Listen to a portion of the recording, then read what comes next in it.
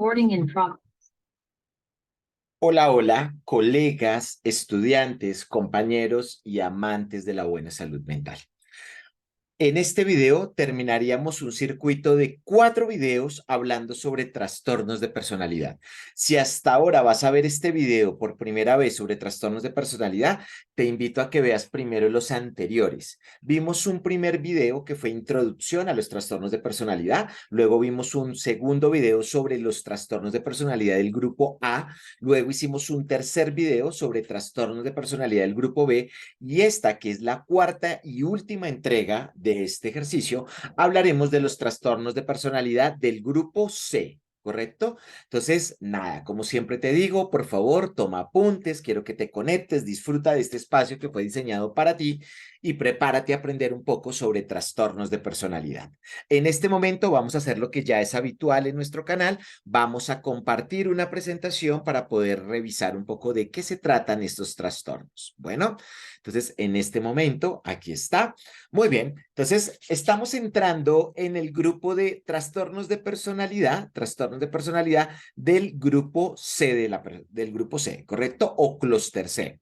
Para poder arrancar, esta es la imagen que nos ha acompañado durante estas 4 entregas y es un resumen de todos los trastornos de personalidad. Recuerda que los trastornos de personalidad en total son 10. Perfecto, son 10 trastornos que están divididos en 3 grupos o 3 clústeres. En el grupo A, que son los raros y excéntricos, tuvimos al paranoide, esquizoide y esquizotípico. En el grupo B, que son los dramáticos y emocionalmente erráticos, tuvimos al histriónico antisocial, narcisista y el límite o borderline. Aquí, entre estos dos, ya teníamos 7 trastornos de los 10. Y vamos a entrar a ver los últimos 3 de este trabajo, de este ejercicio, de esta entrega, que es el grupo C o clúster C, que son los ansiosos o temerosos. Recuerda que no vamos a utilizar la palabra nervioso, sino que vamos a utilizar la palabra ansioso, temeroso, miedoso, angustiado, ¿bien? Que son algunos conceptos clínicos, ¿correcto?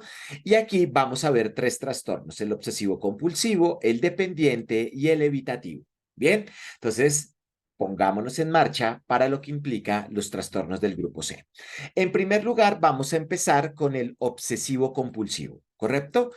Este trastorno se caracteriza, las personas que pertenecen a este trastorno se caracterizan porque tienen una preocupación sobrevalorada, una gran preocupación fuera de lo normal por conceptos como el orden. Entonces vas a encontrar que estas personas manejan una relación con el orden ya de manera patológica, de manera clínica, donde hay una preocupación exacerbada, peligrosa, que genera angustia y miedo porque ciertas cosas que ellos creen que se deben hacer se hagan de esa manera.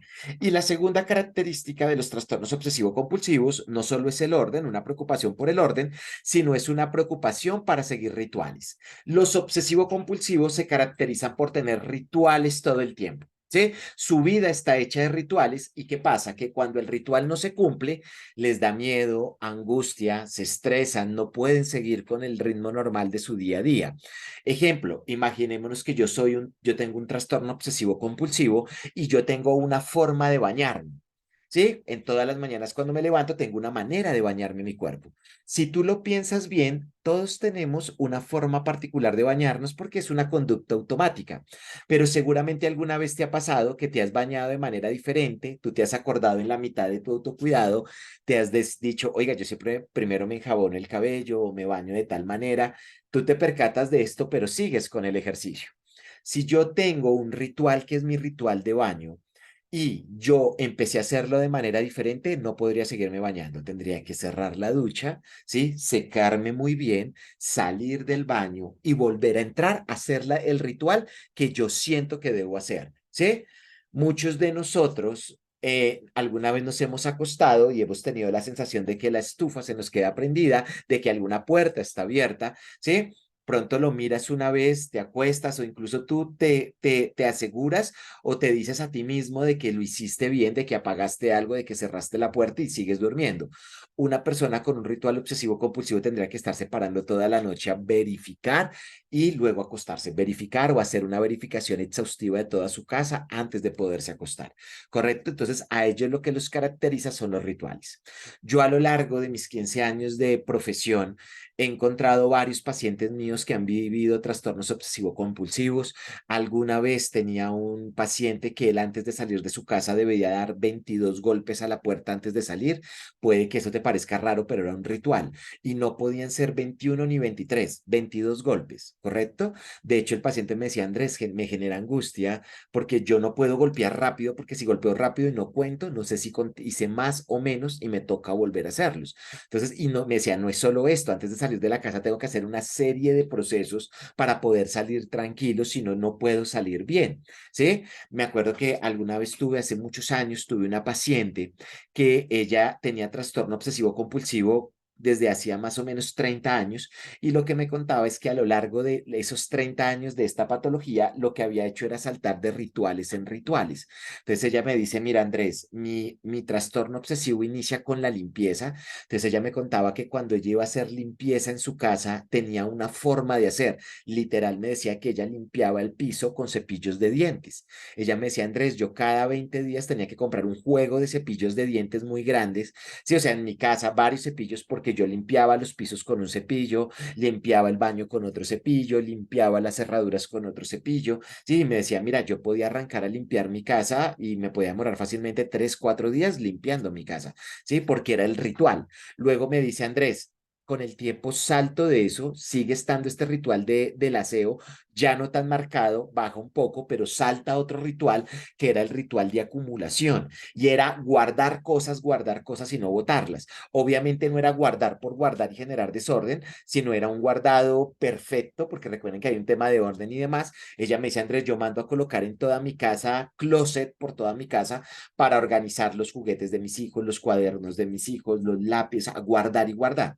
Me decía, lo curioso es que mis hijos en esa época ya tenían 20 y 30 años y yo tenía guardados los juguetes de niños, los cuadernos, los libros, o sea, cosas que no funcionaban, pero ella no podía desprenderse de los objetos y entra en un ritual de acumulación. Y cuando yo la encuentro, cuando ella llega a mi consulta, había saltado a un tercer ritual, es decir, el ritual del aseo estaba, pero no tan marcado como unos años atrás. El ritual de acumulación estaba, pero no estaba tan marcado como unos años atrás. Y cuando ella llega, lo que estaba exacerbado era un ritual de listas de chequeo. Ella me decía, Andrés, me decía, tú vas a mi casa y solo vas a encontrar POSIT por toda mi casa, y yo tengo tareas, o sea, escribo todo, me encanta hacer esto ahora, pero ya, e incluso aunque no lo disfrute, lo tengo que hacer. Entonces ella me decía, cuando yo me levanto, hay un POSIT en mi cama donde dice las cosas que debo hacer para levantarme, ¿sí? Voy al baño y ahí encuentras 7 POSIT con cosas que debo hacer. Tú vas a la cocina y encuentras 15 POSIT de cosas que debo hacer. Todo el día yo estoy haciendo listas de chequeo y tachándolas, tachándolas. Entonces, si tú te das cuenta, hay una preocupación por rituales. Bien, estos que te conté no son los únicos que se presentan, pero es para que te hagas una idea. El trastorno obsesivo compulsivo se caracteriza por esto, por una preocupación por el orden y por una preocupación por los rituales. Recuerda, para que algo se puede denominar trastorno, primero debe presentarse durante un periodo mínimo de 2 años, presentarse en todos los contextos y de presentarse de manera frecuente y recurrente en cada uno de ellos.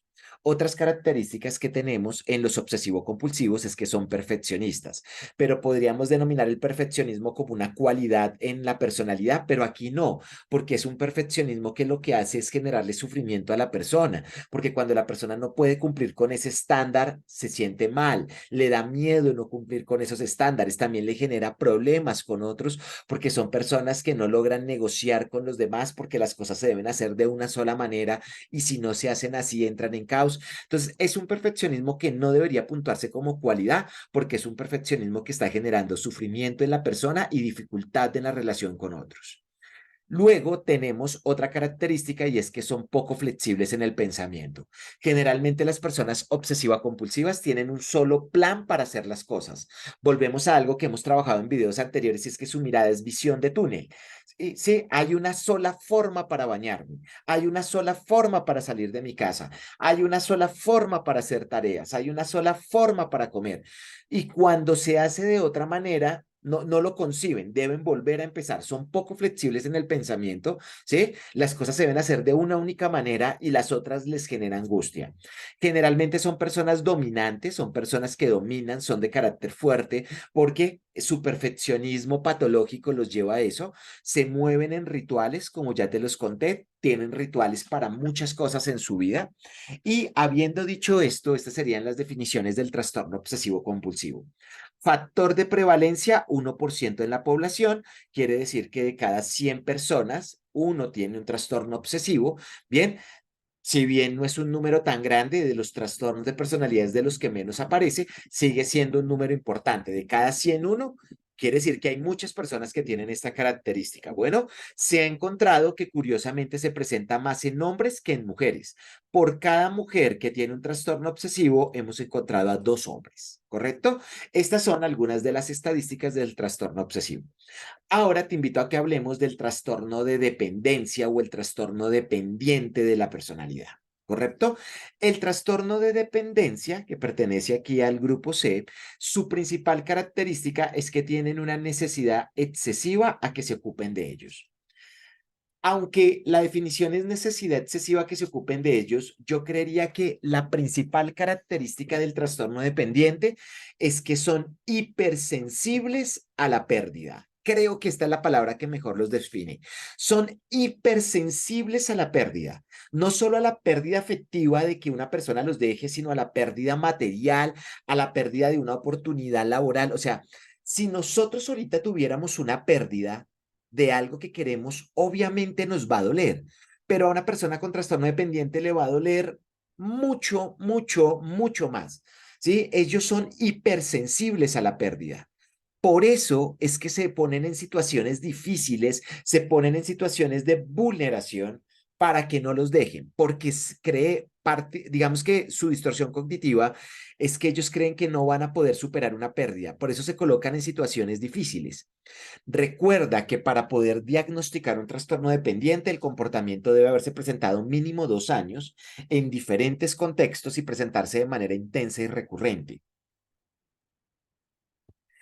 ¿Qué va a pasar acá? Ya te dije, la característica de ellos es que son hipersensibles a la pérdida. Y como les duele tanto una pérdida, ellos prefieren colocarse en situaciones difíciles para ellos, llegando al punto de asumir comportamientos de sumisión, adhesión o poniéndose en posiciones de vulnerabilidad. ¿Cómo es esto? Imagínate que yo tengo un trastorno dependiente y vivo con mi pareja y mi pareja hoy me agrede. Pensemos que estamos en una situación difícil de violencia intrafamiliar donde mi pareja me está agrediendo, ¿correcto? Si yo tuviera un trastorno de dependencia, mi movimiento sería ir a la puerta de salida de la casa, echarle seguro a la puerta, ponerle seguro a la puerta y esconder la llave. Y mi pareja lo que me diría en esta situación es, Andrés, déjeme salir o lo voy a seguir golpeando.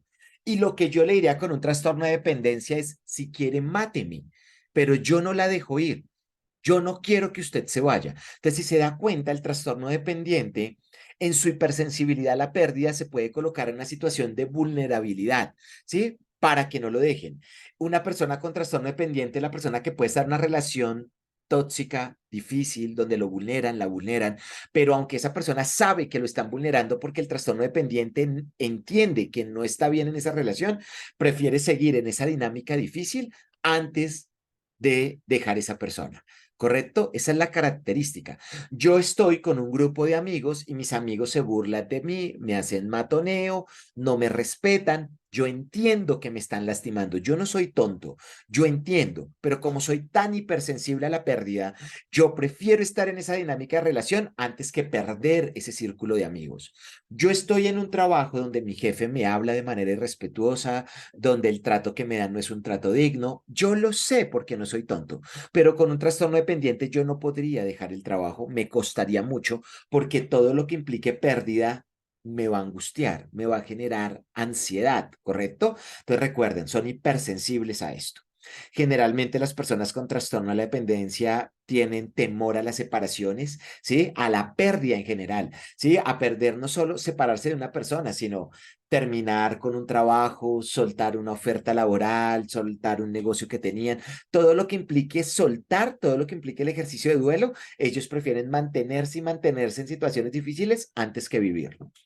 Vamos a encontrar que generalmente tienen dificultad para tomar decisiones propias. Ellos generalmente cuando van a tomar una decisión tienden a súper aconsejarse con otros, pedir la opinión de los demás, ¿sí? Les cuesta tomar decisiones por ellos mismos y muchas veces pasa que las grandes decisiones de su vida terminan siendo decisiones que a ellos no les gusta, pero que fue aconsejado por otra persona, ¿correcto? Vamos a encontrar que su factor de prevalencia es el 10% de la población. Es el trastorno de todos los que hemos visto el que más se presenta y es un número bochornoso en la salud mental. Es un número que nos debería hacer pensar de qué está ocurriendo, cómo estamos formando y educando a las personas. Si con otros factores de prevalencia nos hemos angustiado un poco, con este número 10% es una locura. O sea, 10% lo que les quiero decir es que cada 100 personas, en cada 100 personas hay 10 personas con trastornos de la dependencia. En un grupo de 50, 5. En un grupo de 10 personas, 1. Imagínate salir a la calle y cada 10 personas entender que hay alguien que tiene un trastorno de personal, un trastorno de dependencia. Son números muy fuertes. Bien, igual, recuerda que esta estadística no aplica para Latinoamérica, son estadísticas más de estados de Norteamérica y de Europa, correcto, pero sigue siendo un número que a los profesionales de la salud mental nos debería llevar a pensar qué está ocurriendo. Es el trastorno más frecuente, el que tiene mayor compromiso dentro de la población. ¿Correcto? Y finalmente vamos a entrar al trastorno de evitación de la personalidad o el trastorno evitativo, y aquí lo que vamos a encontrar es que la característica esencial es un miedo a las relaciones sociales. Para seguir con la palabra que llevábamos en el trastorno anterior, las personas que tienen trastorno de evitación son hipersensibles a la opinión de otros. Lo que otros les digan tiene un gran peso para ellos. ¿Sí? Mira, imagínate que hoy alguien te dice algo que no te gusta, se burla de tu cuerpo, se burla de algún comportamiento, de alguna decisión tuya. Si tú no tienes un trastorno de personalidad, seguramente eso te va a doler. Pero conforme pasen los días o el tiempo, lo vas a lograr superar y entender que esto no es algo que debe estar en tu vida. Pero una persona con trastorno de evitación, tú le dices algo y 10, 20 años después, sigue con esto muy presente en su vida, ¿sí? O sea, imagínate que yo tengo un trastorno de evitación y hace 20 años dijeron algo de mi cuerpo, me dijeron que era feo, me dijeron que era gordo, que era muy flaco, que era muy grande, que era muy pequeño. 20, 30 años después yo sigo acomplejado por esto que dijo una sola persona. Para ellos son hipersensibles a esas valoraciones que hacen otros. Bien, son muy hipersensibles, tienen miedo, por eso su miedo a las relaciones sociales, no porque no quieran relacionarse con otros, sino porque parten del principio de que alguien los puede valorar negativamente y por eso prefieren distanciarse. Es la persona que va a un bar, encuentra a alguien que le gusta, pero por el temor a que le diga que no, prefiere nunca acercarse. Es la persona que puede trabajar toda la vida con alguien que le gusta, que quisiera que fuera su amigo, pero por el temor a que le diga que no, prefieren nunca acercarse. Entonces tienen miedo a las relaciones sociales porque son hipersensibles a la valoración de otros. Recuerda que para que un trastorno se pueda llamar trastorno, debe presentarse mínimo durante 2 años en todos los contextos de la vida del paciente y esta aparición debe ser frecuente y recurrente, ¿correcto? Entonces vamos a encontrar que el trastorno de la evitación se caracteriza por eso. Generalmente tienen miedo a ser rechazados o desaprobados, por eso no se relacionan con los otros. Recuerda un poco el esquizoide, recuerdas que el esquizoide o incluso todos los del grupo A que no les gusta relacionarse con otros porque no les llama la atención. Acá es que en el trastorno de evitación sí quisiera relacionarse con otros, le llama la atención, pero no tiene buenas habilidades sociales porque no sabe manejar la crítica, no sabe manejar la valoración negativa de otros y eso hace que se mantenga al margen de las relaciones sociales. Generalmente las personas que presentan trastorno de evitación evitan las interacciones sociales, ¿sí? Porque toda crítica negativa puede lastimarlos profundamente. Voy a poner un ejemplo que hemos hecho en los videos anteriores para que vayas entendiendo. Imagínate que este es un salón de clase. Yo soy tu profesor, tú eres mi estudiante y hay otros estudiantes. Y tú levantaste la mano y me dijiste, profesor, a mí no me gusta su clase.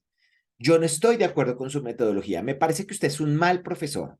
Si yo fuera esquizoide, recuerda que él es frío emocionalmente. ¿Qué diría el esquizoide? No me interesa lo que usted diga, estudiante. Yo sigo haciendo mi clase tal cual. Pero si yo fuera un narciso, ¿qué habría hecho? Habría puesto el problema en ti y no en mí. Entonces yo hubiera dicho, no, yo soy el mejor profesor de todo el programa. No hay nadie mejor que yo dictando una clase. El problema es usted, estudiante, porque usted no tiene buenas habilidades de aprendizaje, porque usted no se esfuerza. Mire cómo el esquizoide le importa cinco lo que el otro diga. El narciso lo que hace es que pone el problema en el otro, pero lo que haría un evitativo es que si tú me dices, profesor, no me gusta su clase, a mí se me pondrían los ojos llorosos, me desencajaría, empezaría a llorar y tendría que salir del salón de clase. Y 8 días después tendría que venir alguien a decirles, el profesor Gamba ya no va a volver porque lo que ustedes le dijeron lo lastimó tanto y es más, él siente que ya no puede volver a dictar una clase. Entonces, la opinión de otros marca su personalidad, ¿sí? Lo que yo le diga a alguien con un trastorno de evitación se va a volver parte de la percepción que él va a tener en su personalidad. Entonces, por eso ellos son muy sensibles a la valoración de los otros. Factor de prevalencia entre el 0,5, ¿bien? Y el 1% en la población, quiere decir que cada 100 personas, 10, perdón, de cada 100 personas, uno presenta el trastorno de evitación de la personalidad, ¿correcto? Muy bien, en este momento quiero agradecerte, recuerda seguirme en mis redes sociales, estoy como Andrés Gamba P en Instagram, como Andrés Gamba P en TikTok, como Andrés Gamba en Facebook y como Andrés Gamba Peña en YouTube, ¿correcto? Quiero agradecerte y recuerda que para terminar estas 4 entregas de trastornos de personalidad, te recuerdo, tuvimos la primera entrega donde hablamos de introducción a los trastornos, segundo video, grupo A de los trastornos de personalidad, tercer video, grupo B de los trastornos de personalidad y en este video estamos hablando del grupo C. Quiero recordarte algunas cosas para terminar. Recuerda que para que algo se llame trastorno de personalidad debe estar presente durante 2 años. Debe presentarse en todos los contextos. Su comportamiento debe ser reiterativo, persistente y crónico.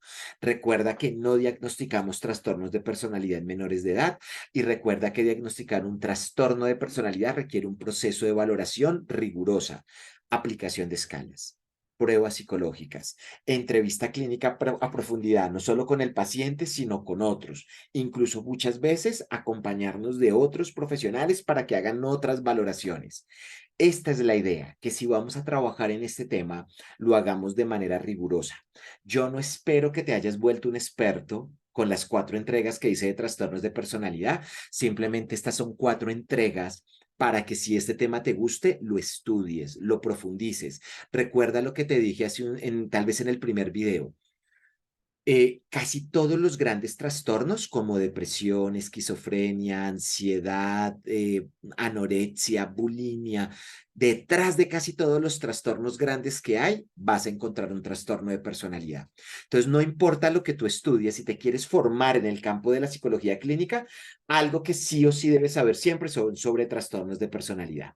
Cuídate mucho. Si este video te gustó y los demás también, suscríbete, da like a este video y escríbeme en comentarios cómo te pareció todas estas 4 entregas. Cuídate mucho, nos estamos hablando. Y recuerda que vamos a terminar colocando el video que acompaña a este programa.